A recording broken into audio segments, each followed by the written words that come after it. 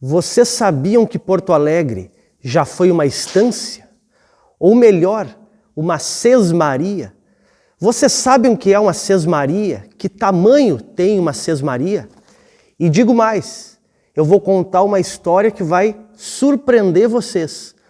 Eu identifiquei, encontrei aonde exatamente era esta sesmaria, se comparado com os dias de hoje, aonde eram os limites dela, em que bairros ela abrangeria se fosse hoje, e mais, aonde era a sede, aonde ficava a sede dessa estância.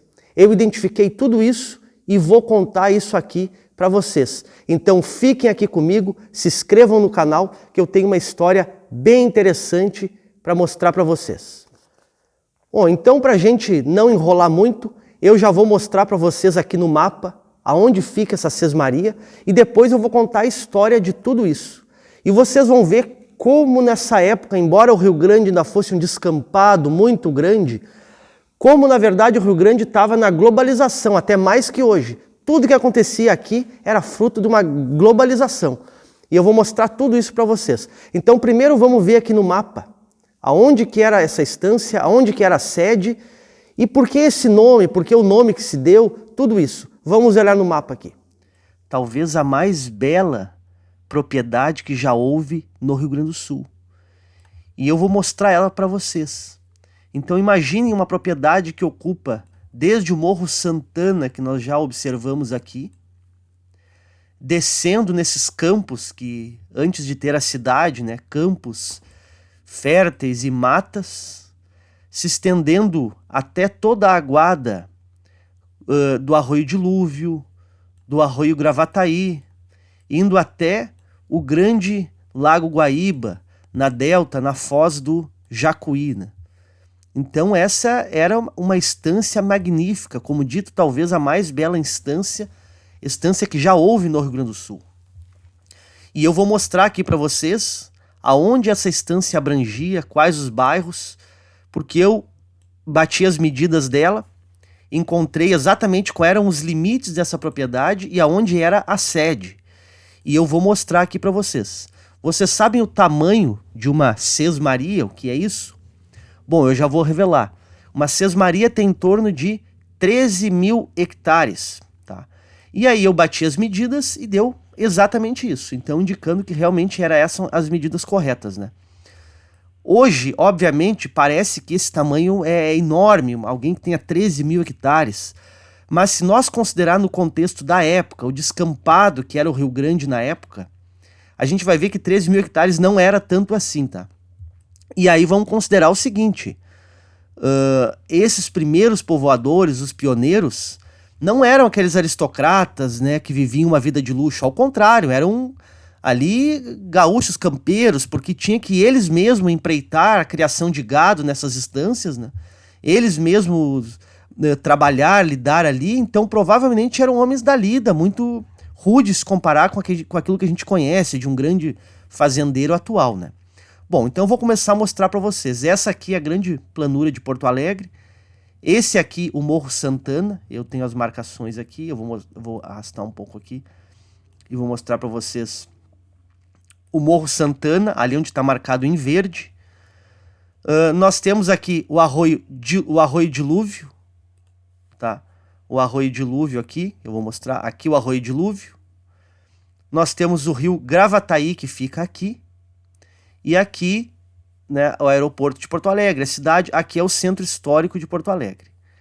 Então já vou de antemão mostrar para vocês que a gente já começa a ver uma demarcação aqui que eu achei desses limites da terra, dessa propriedade, né?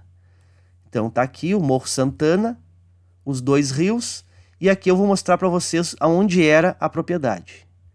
Ocupava justamente esse local aqui. Eu vou apagar agora os dois rios para vocês verem exatamente o tamanho da propriedade. Aqui. Essa era a Sesmaria de Santana, tá? Que ocupava desde o Morro Santana até o Jacuí, que fica aqui, a foz do Jacuí. Aqui o Rio Gravataí e aqui o Arroio Dilúvio. Então essa medida, eu até vou mostrar para vocês aqui, ela deu 12 mil hectares. Provavelmente A margem aqui mudou, né? Talvez abrangia mais para cá, porque nas medidas lá que eu encontrei consta todo o morro, e talvez essa linha amarela que ela vinha mais para trás. Então, era 12 mil hectares, provavelmente fechava os 13 exatamente, confirmando que realmente se tratava de uma sesmaria isso daqui, né? Então vocês veem o tamanho. E o que eu queria mostrar para vocês? Que 13 mil hectares parece muito, mas vamos levantar o mapa aqui e analisar o Rio Grande do Sul da época. Isso aqui era uma sesmaria, um grande poceiro. Só que na época, como nós temos visto, e a gente vai ver na continuidade do vídeo completo, esse aqui é um fragmento só do vídeo, né? Existiam alguns proprietários já aqui, desde o litoral norte, tá? Descendo aqui no Jacuí. Então, obviamente que isso aqui tinha local para muita sesmaria, muita propriedade. Então era uma terra completamente viável na época para exploração, né? E talvez nem fosse considerado tão grande na época uma terra dessas, né? Que eram concedidas a poceiros portugueses para ocupar a terra, né? Então vocês imaginem, aqui está o Morro Santana, a gente já está vendo aqui, e eu vou mostrar onde é que era a sede dessa propriedade. Então vocês imaginem toda essa caída do Morro Santana, né? Aqui esses bairros, Bom Jesus, Jardim Carvalho, Vila Jardim, Três Figueiras, tudo fazia parte de Petrópolis, tudo fazia parte dessa propriedade aqui, né? Moinhos, Rio Branco, aqui, a Redenção, até o centro histórico. Teoricamente, o Menino Deus não faria parte pelo menos dessa medida oficial, né? Nem a Zenha, nem nada. Mas a gente sabe muitas vezes que quando não havia poceiros nos limites das propriedades, eles acabavam se expandindo. Então tem grande chance de que Jerônimo de Ornelas, ele ocupava também essas áreas aqui, né? Porque talvez não tivesse tão definido ainda. Então essa era a propriedade aqui, né? E aí eu vou mostrar para vocês onde é que era a sede, que eu também encontrei esse dado. Justamente no Morro Santana. Então eu fiquei na dúvida, né? Porque a descrição dizia assim, atrás do Colégio da Agronomia. Então essa sede seria aqui, mais ou menos eu marquei aqui, onde é a Faculdade de Agronomia da URGS. Só que, pelo que eu conheço de estâncias, não seria feita uma estância tão ao lado do rio, e aqui ela até estaria no lado esquerdo do rio, né? O que configuraria fora das margens do Arroio Dilúvio. Obviamente que isso faz mais de 200 anos, então o Arroio Dilúvio podia ter um outro curso aqui, né? Só que eu não sei, eu acho difícil que um estanceiro na época faria a sede dentro de uma várzea, de um vale, assim, né? E antes que eu esqueça, né? O nome de toda essa região na época era Campos de Viamão. Tanto que aqui na foz do dilúvio, né? Da foz do Arroio Dilúvio, se chamava Porto Viamão, que na verdade era um trapiche, não tinha nada de porto, né? Aqui o rio vai subindo, ó. Então essa era a sede. Então eu marquei uma outra sede aqui, que eu acho mais apropriado, porque diz assim, atrás da escola de agronomia, onde hoje é a escola de agronomia, né? Eu marquei então mais aqui em cima, porque aqui já tem até uma escola, tem algumas propriedades, é bem possível que isso aqui tenha sido um local adequado para uma estância. As estâncias normalmente eram feitas em locais altos, para ter vista, até para proteção, né, saber o que acontecia, porque poderia vir castelhanos de lá. Então vamos analisar essa disputa do tempo de Jerônimo de Ornelas, era justamente um tempo em que havia uma disputa entre o Império Português e o Império Espanhol por essas terras, né? Então era plenamente possível que tivesse aí invasões, né? Então olha aqui, essa era a vista, vamos analisar aqui. Olha aqui, lá o Rio Jacuí, então imagina a vista que se tinha na época. Todos esses campos aqui, matas férteis, que eram campos férteis e matas, e descia aqui na grande vargem lá para o Rio Gravataí. Olha os campos aqui para a criação de gado dessas estâncias, né? Muitos campos e matas aqui, ocupando todos esses bairros de Porto Alegre. Essa vista do Jacuí, e aqui já se aproximando dessa vargem, também uma vargem para plantação, para botar gado, né? A ideal para isso. Então é uma estância completamente apropriada para esse tipo de fim, né? Então era essa estância aqui, o Morro Santana, essa era a vista. E aí eu vou mostrar algo para vocês. O nome Viamão, da onde vem? Bom, então tem várias hipóteses. Que seria um nome indígena, mas alguns dizem que simplesmente ela vem de ver a mão. É possível ver a mão. Então que mão seria essa? Talvez seja dessa vista aqui que eu vou mostrar para vocês. Vocês veem lá que eu demarquei e olhe quando se levanta aqui na saída do Jacuí, o que a gente percebe? Olha o que nós vemos aqui, que eu demarquei aqui em azul. Então aqui do Morro Santana é possível enxergar esta mão. Então há hipóteses que dizem que mão seria referente a isso, que desse mirante se vê a mão, e a mão é essa aqui, seria a delta do Jacuí.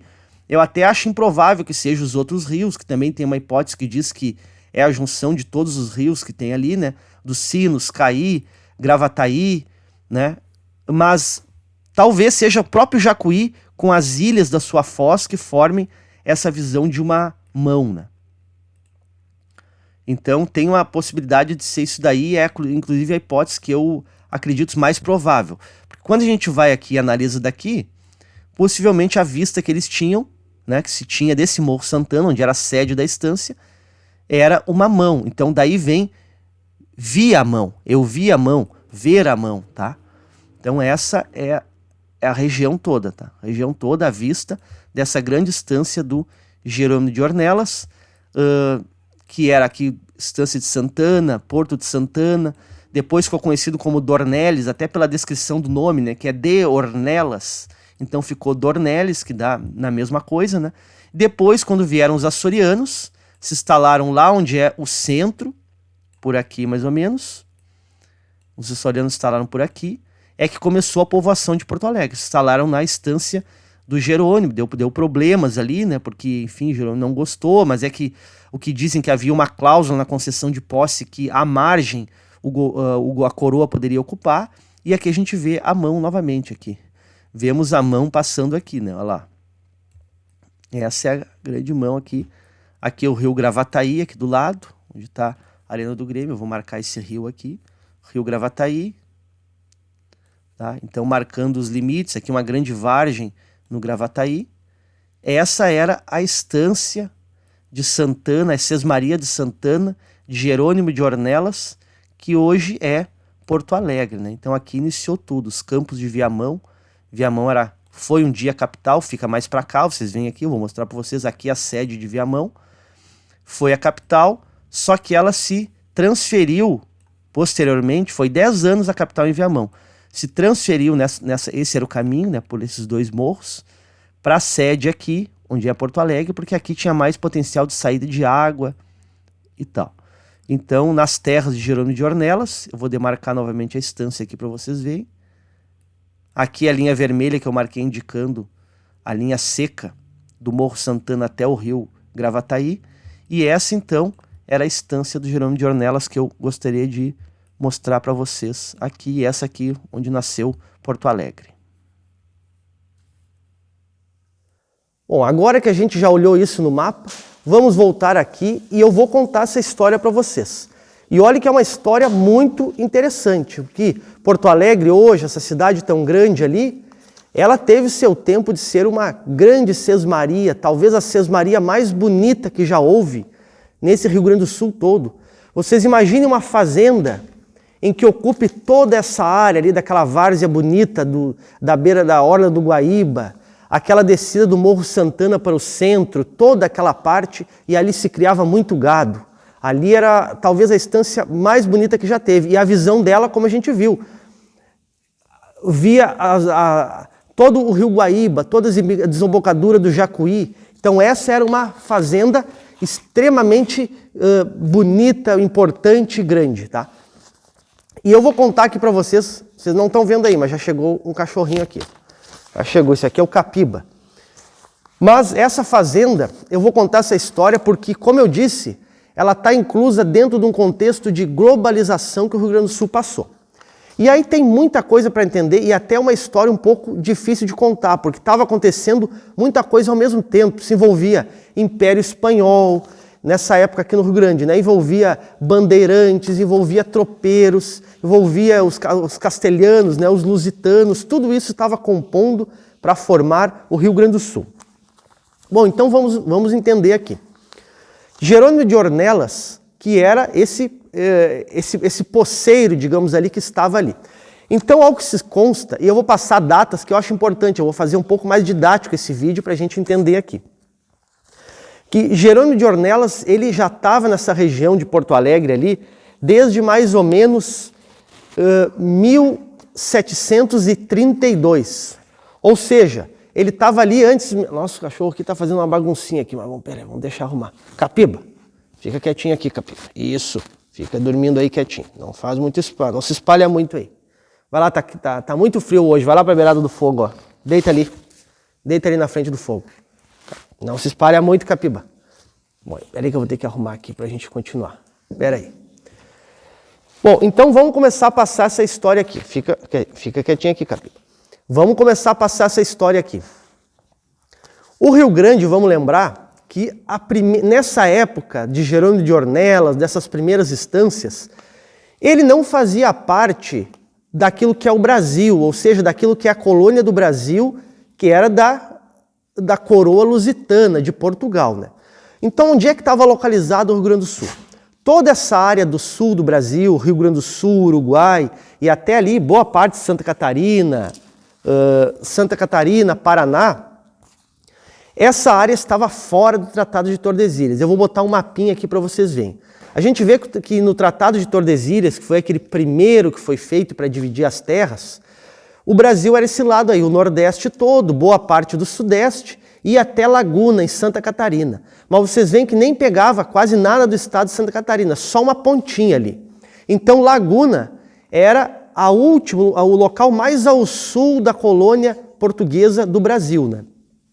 Depois disso ficava uma área em disputa. Então essa região toda era chamada de Continente de São Pedro, Terra del Rei, não se tinha nome, porque era uma disputa entre o grande império espanhol, o império mundial, global, com o grande império português, o império global também. E fora os outros as outras colônias espalhadas pelo mundo, que também se envolvia aí a França, a Inglaterra, a Holanda, enfim, esses grandes impérios colonizadores globais da época, né? Então toda essa zona chamada Continente de São Pedro, Banda Oriental, né, que envolvia o Rio Grande do Sul, Uruguai, ela estava ali não fazia parte de praticamente ninguém. Por quê? Até que, digamos assim, pelo direito faria parte da Espanha. Só que a Espanha não ocupava aquela área e ela acabou sendo ocupada aos poucos por esses estancieiros portugueses. Então chegou um ponto que Portugal viu, bom, mas essa terra aí nos interessa. Vamos começar um processo de expansão para esse pedaço aí. Então o que acontecia?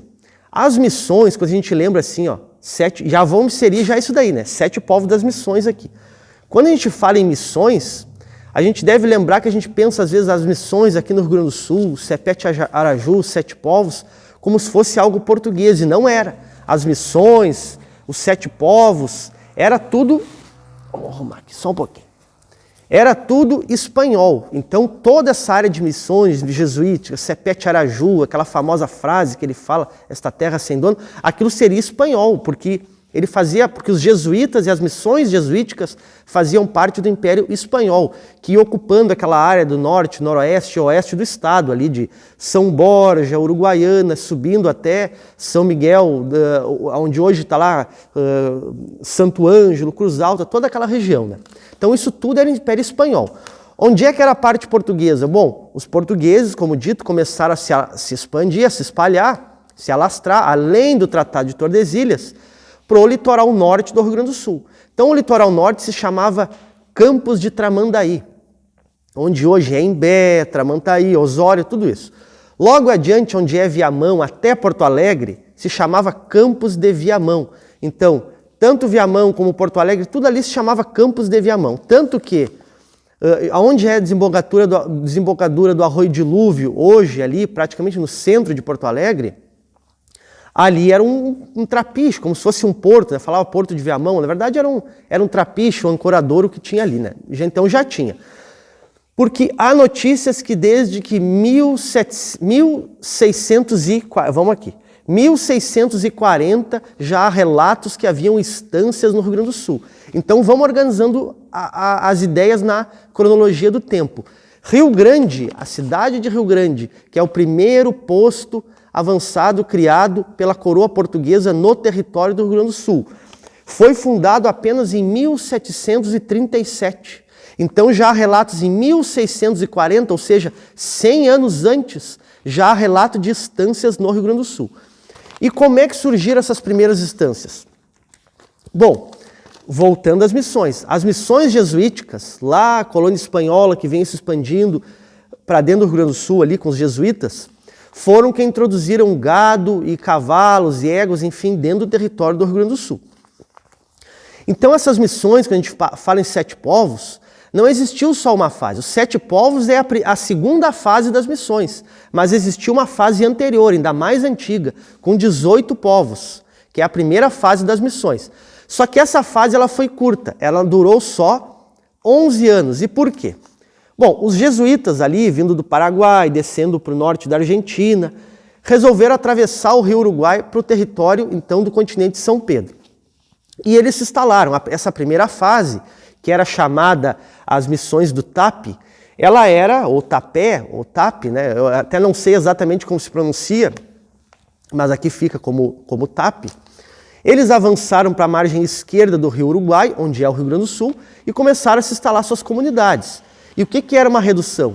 Era uma junção de indígenas, né, que os jesuítas, os padres jesuítas recolhiam na região, e alguns que eles traziam, e montavam ali uma comunidade, com hortas, com uma igreja, com as casas. Então ficava uma comunidade. Bom, então nessa época eles atravessaram para o lado do Rio Grande do Sul. Só que os bandeirantes lá, paulistas, né, já estavam atuando e se espalhando por todo o Brasil à procura de índios para escravizar e de metais preciosos. E eles acharam essas reduções do TAP. Então houve ataques dos bandeirantes, né? Houve confrontos, houve conflitos, até que 11 anos depois os padres acharam por bem que não valia a pena naquele momento ter missões aqui no Rio Grande do Sul. Então desocuparam, desarmaram elas e bandearam para o lado da Argentina, o lado de lá, que era mais seguro, né? Então acabou essas missões aí. A retirada do TAP acontece em 1638. Mas a gente já recém falou que a partir de 1640, 2 anos depois, já há relatos de estâncias no território do Rio Grande do Sul. Obviamente que são estâncias informais, não é terra concedida com papel, com nada. Isso é tudo a campo fora, a esmo aí, né? Por quê? Porque esses indígenas, quando saíram, essa retirada, quando houve, muito gado ficou. Né? Aí vamos lembrar, os 7 povos, eles não eram só uma pequena comunidade. Eles abrangiam, e essa primeira missão do TAP também, as suas estâncias, que se chama, cada povo desse tinha uma estância de criação de gado. Isso ocupava, cada uma era digamos assim, um acordo que essas comunidades indígenas e jesuítas faziam, que cada uma tinha o seu território para criar seu gado, então era uma estância. Isso ocupava quase todo o Rio Grande do Sul. Tanto que, por exemplo, as estâncias dos 7 povos desciam todo o sul do estado até quase ao Uruguai e subiam, né, lá Campo dos Bugres, onde hoje é Caxias do Sul. Tá? Então isso expandia por tudo. Bueno, então quando essas missões do TAP, esses indígenas e os jesuítas se retiraram, muito gado ficou solto. E ali tinha bandeirante, tinha tropeiro que virou. Tem gado solto aqui, tem, enfim, toda essa terra, meio a esmo, meio abandonado. Já começaram alguns ali, né? Alguns a ficar pela região. Ficaram por ali mesmo. Eu vou puxar um pouco aqui. Já ficaram por ali mesmo, criando seu gado ali. Primeiramente, né, pegando o gado e levando na trilha para subir Brasil acima para vender. Ali em Sorocaba, Minas Gerais, estava surgindo ouro lá para cima, precisavam de moares, de gado, de carne, de tudo. E alguns já ficaram criando também. Então começou a se estabelecer as primeiras estâncias. Tá? Essa é a história. Então essas estâncias vão se expandindo. Só que aí quase 100 anos depois, no ano de 1732, tá? 1732, são concedidas as primeiras sesmarias oficiais pela coroa portuguesa. E aí vamos lembrar, o território do Rio Grande do Sul ainda não era parte de Portugal. E Portugal já concedeu estância ali. Inclusive, em 1732, vamos lembrar que Rio Grande foi fundado em 37, ou seja, 5 anos antes de Rio Grande. Nós até poderíamos dizer que o Rio Grande começa nos campos de Tramandaí, hoje atual município de Imbé, onde foi concedida essas terras aí, em 1732, para Manuel Ribeiro e Francisco Xavier, em 2 estâncias que tinham onde era Imbé, 2 sesmarias. Estância não, sesmaria. Uma estância pode ser considerado, né, uma parte dentro de uma sesmaria, né, pela coroa, assim, pela aquela organização portuguesa. Dos indígenas era diferente. Porque foi uma concessão oficial, né, feita a esses 2 estancieiros antes mesmo da fundação do posto de Rio Grande. Então o Rio Grande do Sul, aqui o continente de São Pedro, ele não tinha posto oficial do governo de Portugal nem de Espanha. De Portugal tinha ali em Laguna e depois Portugal fundou uma lá no Uruguai, Colônia do Sacramento, de frente para Buenos Aires. E por que essa questão? A coroa portuguesa, quando ela viu que o Tratado de Tordesilhas terminava em Laguna, mas ela viu que tinha muita terra ainda e a Espanha se tardou a ocupar, Portugal viu, bom, mas então, qual seria o que Portugal estava almejando? Qual seria o ideal, o sonho para a colônia portuguesa do Brasil? Se expandir até a frente de Buenos Aires, do lado do Rio da Prata, onde hoje é o Uruguai. Então, Portugal ficaria com uma colônia na margem esquerda do rio, na margem direita, onde é Buenos Aires, começaria a colônia espanhola. Só que a Espanha não estava contente com isso. Por quê? Portugal teria um território de frente para a capital da colônia. Isso era um perigo de guerra. Seria o mesmo que a Espanha ter uma colônia que vai até a frente do Rio de Janeiro, onde era a capital da colônia lusitana, né? Então, a Espanha não aceitou isso, tanto que não deu certo e deu muita guerra. A gente vai até ver em outros vídeos o tanto de guerra que aconteceu aí e as pessoas nem sabem, porque nem praticamente isso aí não é contado como história do Brasil, né? Mas houve muita história aí, de muita guerra, inclusive guerra global houve aí, né? De muita gente envolvida. Eu vou contar ainda para vocês. Então, toda essa área, como eu disse, ficou assim, não tinha posto oficial nenhum, ficou aquela coisa meio indefinida. Os jesuítas, lá onde hoje é o oeste do Rio Grande do Sul, os portugueses com algumas estâncias aqui. Mas então, já há relatos de estância, como eu disse, desde 1640, então já tinha muita gente. Litoral Norte, Campo dos Bugres, onde hoje é Caxias, Viamão, Porto Alegre, onde hoje é Porto Alegre, todo o Rio Jacuí, aquela banda ali, tudo já tinha estância ali nessa época, muita estância. Só que as primeiras terras foram concedidas, né, os primeiros lotes, em 1732. E nesse primeiro momento, Jerônimo de Ornelas, que é onde o local hoje, a estância, a Sesmaria, onde hoje é Porto Alegre, ele não conseguiu os papéis nessa época, mas ele já estava na região. Por que não concederam, não sei. Aí é burocracia da época, né? Quais eram os motivos? Mas o fato é que ele já estava no local no mesmo tempo que esses 2 aqui, né? Que esses 2 que eu citei para vocês aqui, que é Manuel Ribeiro e Francisco Xavier. Bom, então o que foi acontecendo aí, né? Esse que a gente está falando aí, fundador de Porto Alegre, Jerônimo de Ornelas, vamos começar a falar direto agora justamente de Porto Alegre, ele mesmo, né? Bom, Jerônimo conseguiu, então, estava se instalando ali já era reconhecido, né, criava aquela ali, e Porto Alegre, como dito, ia do Arroio Dilúvio até as margens do Guaíba e até o Rio Gravataí, numa linha reta até o Morro Santana. Então, como a gente já viu, uma sesmaria tem em torno de 12, 13 mil hectares. E como dito, parece muita coisa para os tempos de hoje, né? Mas na época, como a gente viu no mapa, não era tanto, era um lotezinho de terra que o governo dava, né? E como dito também, um estanceiro na época, né, esses pioneiros, eles não eram pessoas de altos modos, né? Aquilo ali o cara tinha que ser um tropeiro, um campeiro, porque ele mesmo criava. Claro, depois, né, as coisas foram, a população foi aumentando, a produção, a estrutura, então se tornaram grandes estâncias, ricas, né? Mas no início não era. Aquilo ali era uma empreitada bastante selvagem e difícil, né, para quem iniciava ali. Fora risco de guerra, de tudo, e não tinha assistência praticamente nenhuma ali, né? De Estado, de nada. O cara mesmo tinha que fazer a defesa da terra. Bom, então Jerônimo de Ornelas se instala ali, nessa época aí, mais ou menos 1732, e aí ele está se instalando, está tranquilamente na estância dele, até que acontece uma questão. Portugal resolve trazer colonos, porque aí vamos trazer aqui a globalização da questão. É assinado, tá? É assinado uma questão de um acordo ali entre Portugal e Espanha, que Portugal queria a terra onde hoje é as Missões, onde estavam os indígenas na época. Só que Portugal disse assim, eu quero essa terra, mas eu não quero essas missões indígenas, porque essas missões eram espanholas. Então isso aí ia complicar para os portugueses, né? Ia ser complicado. Então os espanhóis tinham que tirar isso, e até houve a Guerra Guaranítica, chamada Guerra Guaranítica. E ao mesmo tempo Portugal queria ocupar essa região com seus patrícios, né? Com seu pessoal. Então trouxe açorianos de Portugal, que chegaram na região, vamos pegar aqui. 1752 chegaram as primeiras famílias açorianas de Portugal, chegaram no Rio Grande do Sul, ali, né, pela Lagoa dos Patos, subiram e chegaram e ficaram em Porto Alegre. Aonde? Na Sesmaria, nas terras do Jerônimo de Ornelas, onde hoje é o centro de Porto Alegre, onde hoje é o gasômetro, ali até onde é mais ou menos ali o Arroio Dilúvio.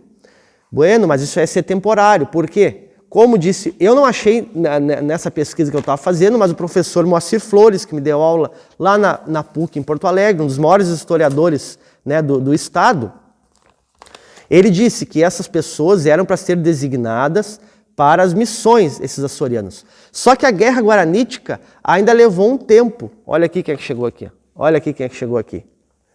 Só que... O que está fazendo aqui, Geada? Geadinha. Não, Geadinha. Te comporta, Geadinha. Não. Te comporta, Geadinha. Fica aqui. Ó, Geadinha, tu vai derrubar as coisas. Peraí. Que arinha. Agora chegou aqui a arinha. Pronto, agora eu estou bem arrumado. Chegou a turma. Geadinha, vai pra cá. Não, Geadinha, você tá arredando teu pé aí. Isso, fica aí. Fica aí, deu. Fica. Se tu ficar quietinho, tu pode ficar aí. Não, tu vai pra lá. Não. Te comporta. Não, fica aqui embaixo. Te comporta, Geadinha. Fica aqui. Bom, então o que aconteceu?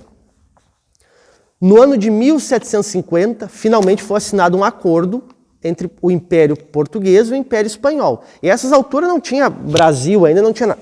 Geadinha, não, Geadinha, por que não tá te comportando, Geadinha? Fica aqui. Não, fica aqui. Fica aqui. Isso, fica aí. Deu. Te comporta. Fica aqui. Não. Fica aqui. Fica aí assim, ó. Deu, fazer carinho em ti aqui. Deu, fica aí. Tu aqui, arinha. Fica aí. Se passar, eu acho que agora eu vou ter que trancar eles pra lá, porque eles não vão deixar eu gravar. Vou tentar aqui, mas não vai dar. Foi assinado esse acordo que Portugal teria o direito às missões. A Espanha, que não, como dito, não estava querendo Portugal ali na frente da colônia de Buenos Aires, né, da sede da colônia. Olha aqui, até o celular já está caindo aqui com essas crianças. Vem cá.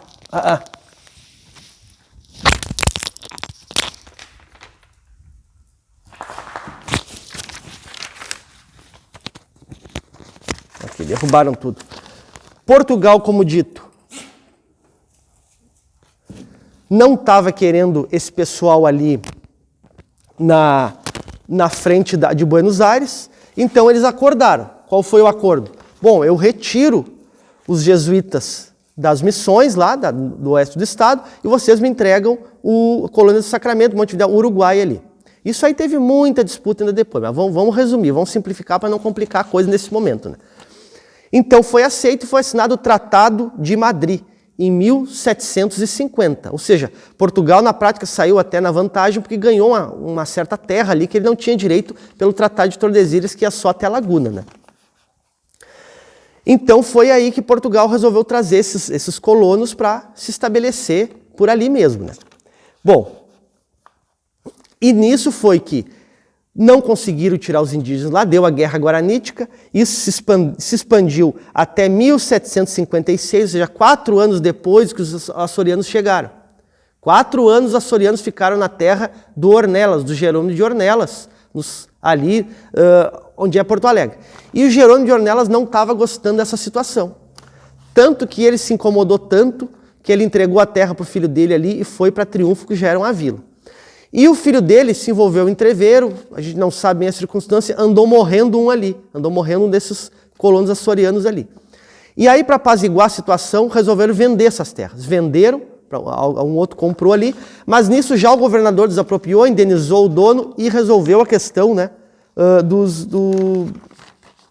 resolveu a questão daquele assentamento ali, porque eles viram que aquilo ali não ia dar boa coisa, né? Então, devido a esses atritos aí, era Raimundo, era o nome do filho de Jerônimo de Ornelas, né? Devido a esses atritos, foi retirado para pacificar essa instalação dos açorianos, né? Então, a partir daí, dá para dizer que surge Porto Alegre. E logo em seguida, né, logo depois, o governador traçou ali as ruas que seriam, onde é que seria construída, e se viu que ali seria um grande lugar para a capital. E por quê? No porto, porque onde é que estava a capital? Porque ali de frente para o porto, então ali teria um grande potencial. Ali foi crescendo, né, essa cidade toda foi crescendo, tanto que depois, né, logo depois, quando o Rio Grande, lá que era a capital da província, tinha sido fundado em 1737 ali, que era a capital. Quando o Rio Grande foi invadido pelos espanhóis, eu vou contar isso para vocês em outro momento, a capital se transferiu para Viamão. Então a capital fica, em 1763, fica 10 anos em Viamão, até 1773, quando é transferida para a capital. Para onde é Porto Alegre hoje. E aí Porto Alegre fica definitivamente como capital do Rio Grande do Sul até hoje, 1773, né? E os colonos ficaram 20 anos ali naquelas terras ainda sem receber os lotes formais. Então, como foi traçada a cidade, foi organizado, em 1772 foi feita a entrega formal dos lotes, né? Então estavam instalados ali esses açorianos. Esse foi o início ali daquela terra toda, a história daquilo ali, né? E como estava envolvido em tanta disputa global por terras, que nós vamos continuar no próximo episódio, porque aí eu vou falar da grande guerra que houve, em que vocês não sabem disso, eu vou contar para vocês, porque não se conta essa parte da história. Mas Rio Grande do Sul, Angola, Portugal, olha que estranho, Bahia, Pernambuco, Minas Gerais, lutaram junto em uma guerra grande, com muito império envolvido, tá? Uma guerra globalizada praticamente. Mas eu vou contar para vocês em outro momento que está tudo relacionado nesse período aqui de formação do Rio Grande. Então vocês veem como o Rio Grande sai de uma terra espalhada, a princípio praticamente sem dono, né? Dono tinha um indígena, mas depois perderam essa terra. Mas então quem estava ali eram os jesuítas, os primeiros estanceiros informais, depois isso passou a ser concedido às primeiras sesmarias. E no Rio Grande isso chamou muito a atenção dos tropeiros, que esse gado chucro se espalhou pelo estado. Então simplesmente chegavam ali, capturavam e levavam as tropas. Subiam Viamão, uma das trilhas, tinham a trilha na serra, iam até Sorocaba, Laguna, Sorocaba e uma trilha pela Serra de Santa Catarina também. E aquilo ali chamou a atenção. Então esses tropeiros se instalaram ali, né? Os tropeiros se tornaram estanceiros. E esses açorianos, nesse tempo todo, que estavam ali nessa coisa de fica ou não fica, também se espalharam pelo estado. Eles se espalharam e ganharam terras ali, praticamente toda a metade sul do estado, né, que foi das primeiras formações, na costa da Lagoa dos Patos, Tapes, Camaquã, Pelotas, Bagé, pelo centro do estado, ali entrando com Cachoeira, Rio Pardo, e ali foi se formando. Então, o Rio Grande foi se formando a partir dessas pessoas aí, né? Então, vocês compreendem que esse foi o início mais ou menos do estado do Rio Grande do Sul, e Jerônimo de Ornelas está junto nessa história, que é um dos primeiros estanceiros, né, a ser reconhecido ali, né, a fazer parte dessa grande história do estado, né. Então o Rio Grande esteve envolvido em toda essa globalização na sua formação e, como dito, seria essa então os primeiros relatos que nós vamos falar. Nós podemos falar dos Guaranis depois, porque os Guaranis voltaram, eles saíram da primeira missão, depois voltaram. Só que teve uma grande guerra dos Guaranis, para eles poderem voltar nas segundas missões, e nós vamos ver isso também, teve uma grande guerra, a Batalha de Mororé, em que os Guaranis venceram os bandeirantes, uma batalha com em torno de 6, 7 mil pessoas na batalha, uma grande batalha em que os Guaranis, né, com os jesuítas, venceram os bandeirantes, fazendo com que as bandeiras, a partir daí, pelo menos nessa região, perdessem fôlego, né? Então as outras missões que vieram depois, os 7 povos, eles vieram justamente porque, quando Portugal funda a colônia do Sacramento, lá de frente para Buenos Aires, os espanhóis dizem, peraí, vão ter que ocupar o território também para ter uma moeda de troca. Eles mandam os jesuítas atravessarem novamente por Rio Grande e fundam os 7 povos. Isso já depois daquela segunda fase, né? Os 7 povos, eu tenho uma colinha aqui que eu vou lendo, né? Os 7 povos, eles foram fundados em 1682, 2 anos depois da Colônia do Sacramento, que Portugal fundou lá na frente de Buenos Aires. Então vocês veem como uma coisa está relacionada à outra. É tudo por esses tratados que Espanha, que Portugal faziam, que era um acordo de globalização, porque isso envolvia até outras terras, nas Filipinas, em outros lugares. Então vocês entendam que tudo isso está tendo... O Rio Grande do Sul, embora um descampado, um ermo, tudo que acontecia aqui era muito movimentado, muito ativo o que acontecia aqui, e muito por causa dessa disputa global desses impérios, né? Então seria essa a história de hoje, que a gente tentou trazer um pouco mais didático aqui, né? Ela até perde um pouco a questão digamos assim, daquela coisa mais festiva, assim, aquela coisa mais descontraída, mas é que é uma parte da história bem difícil de contar. Então a gente vai trazendo isso aqui em outros momentos, podemos até trazer de novo, até de forma mais elaborada, juntando com outros períodos, né? Então seria essa a nossa gravação de hoje. Até mais, agradeço a todos.